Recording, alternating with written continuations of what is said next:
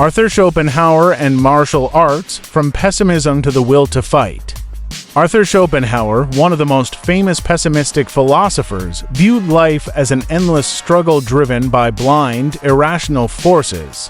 He believed human existence was marked by suffering, and the best we could do was either escape it through art and philosophy or accept it with resignation. But what if we took his philosophy and flipped it? What if instead of seeing struggle as something to be avoided, we embraced it as the very essence of combat sports and self-improvement? 1.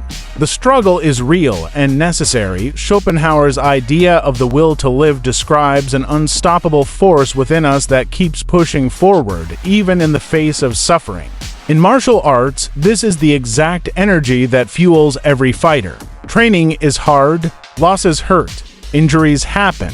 But the struggle is not a curse, it's the process that transforms weakness into strength. Every black belt, every champion, every master was once a beginner who suffered through the grind. 2.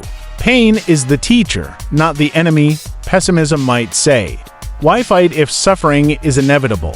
But combat sports teach the opposite. Because suffering is inevitable, we must fight. Every loss in competition, every mistake in sparring, every failed technique is a lesson, not a defeat. Schopenhauer saw pain as a sign of life's cruelty. Fighters see it as a stepping stone to growth. 3.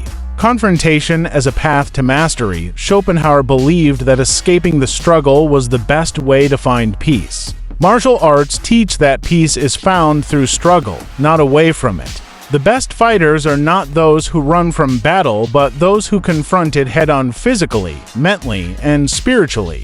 A fighter who dodges competition out of fear never discovers their true potential. For hope through combat. If life is a fight, then martial artists are the ones who refuse to surrender to despair. They step into the ring, the mat, or the cage not just to defeat an opponent but to prove something deeper, that struggle can be turned into strength, that effort can lead to mastery, and that even in defeat, there is the chance to rise again. Schopenhauer saw life as suffering, but martial artists see suffering as life's greatest training partner. Final message: fight, don't flee. Instead of withdrawing from life's difficulties, step forward. Train harder. Enter the competition. Face the struggle, not with despair, but with the confidence that every battle, win or lose, shapes you into something greater. Because in the end, pessimism taps out when confronted by those who refuse to quit. Don't be afraid. Hit the like button, share with your friends, and leave your message in the comments. The Martial Labs, train the body, fuel the mind.